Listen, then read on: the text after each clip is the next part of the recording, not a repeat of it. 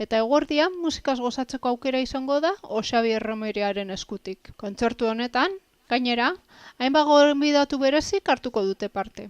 Prestatu dugu erromeria bat, esan daigun kontzertu bat, 3 ordu inguruko kontzertu bat izango da, ez da gutxiagorako izango, eta pentsatzen duen guk erromeriak egiten duguz, eta normalan erromerietan besten taldeak, esan nahi dut, besten abestiak edo beste euskal talden abestiak jotzen duguz, ezta?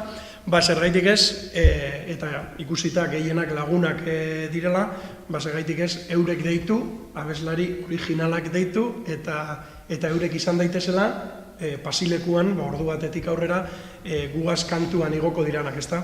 Eta horregaitik Xabi Erromeria eta lagunak edo deitu deutzagu kontzertu berezi horri, beren beregi honetarako antolatu dugun honetara, eta karteleetan ikusiko duzuen moduan, etorko jakuz Gatibuko Alex eta Aimar, Esian taldeko Zurin eta Fran, Gozateiko Asier, trikitilaria bera eta Inigo, Peio Reparaz, Bendetako abeslaria, Iñaki, Betagarrikoa, Inigo, ETS edo Entol Sarmintakoa, Iñiguito Txapelpunk, Sabijuen Kore, Iker Villa, Maren, hemen Gernikaldean be ezaguna den kantaria, hainbete kantari eukiko duguz, baten batek be, batzuek tartean akustikoren bat edo egingo dabe, kontzertuan zehar, akustiko batzuk be izango duguz.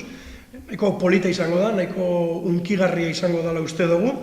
Sorpresaren bat edo beste be jarri dabe, kartelean egongo dela, eta holantzik izango da, sorpresatxuren bat edo beste be egongo da, eta kontzertuaren amaieran, erromeriaren amaieran, lehenengoz gainera, eurek holan esan dozko behintzat, Oian Bega eta Txurru DJak batu egingo duguz.